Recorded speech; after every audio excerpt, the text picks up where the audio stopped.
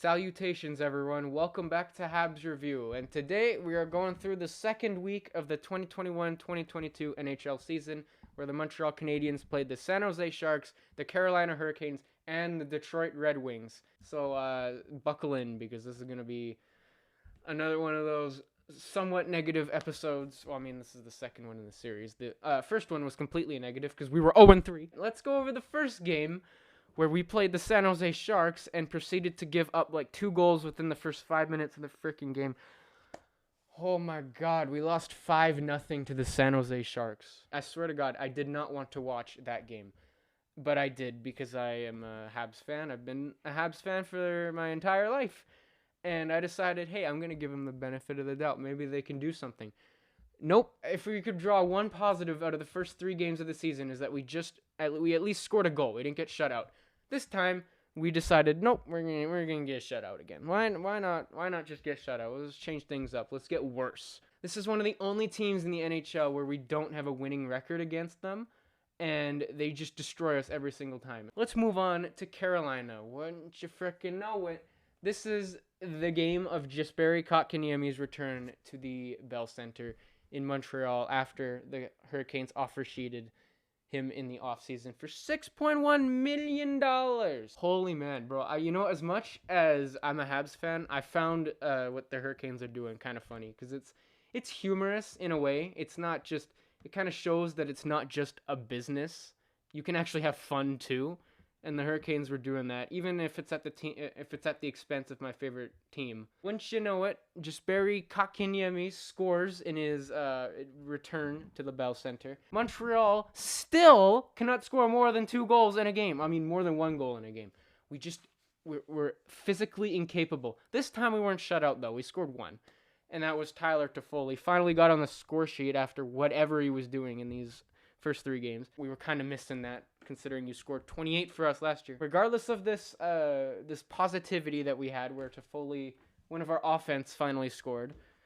Duran scored 2, but you know what? One of our other offensive players scored a goal. We still lost, and we were 0-5 because we can't score goals. Our offense is terrible. For the first 5 games, our offense has just been invisible. It's gone. We had more losses than goals, which is never a good thing.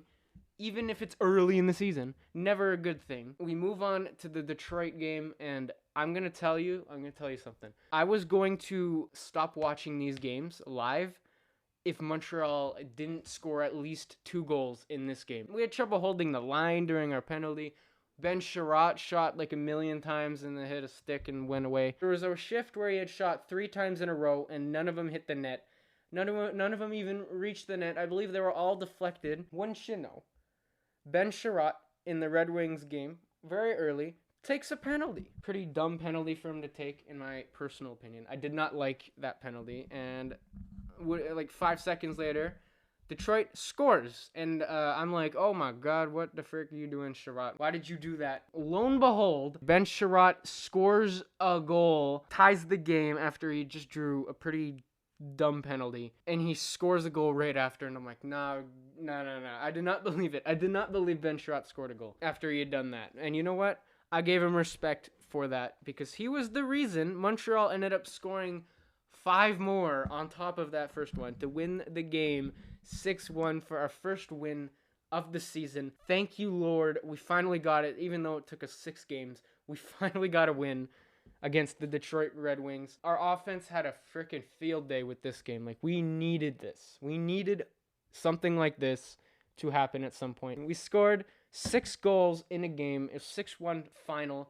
It wasn't, I don't know if I'd call it a blowout. It was, you know what, we're going to call it a blowout because it's Montreal, and you know what, they need some sort of confidence. So that leads us to 6 games through, 1-5. Terrible record. Keep the momentum heading into Seattle on tomorrow, actually. We're playing in their new building.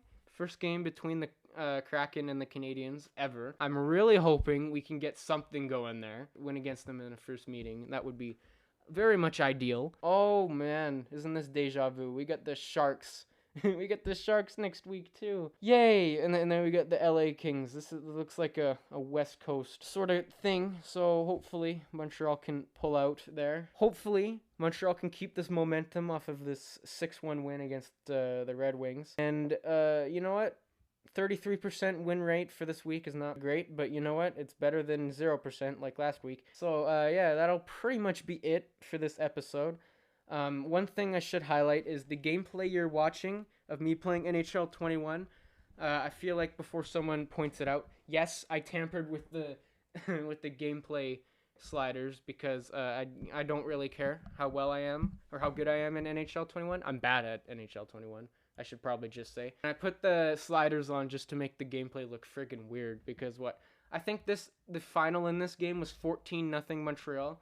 And no, that wasn't because I'm good at the game. I'm terrible at it. So, yeah, that'll pretty much be it for week 2 of the Habs review. So, thank you very much for watching, and I will see you later. Bye-bye, everybody.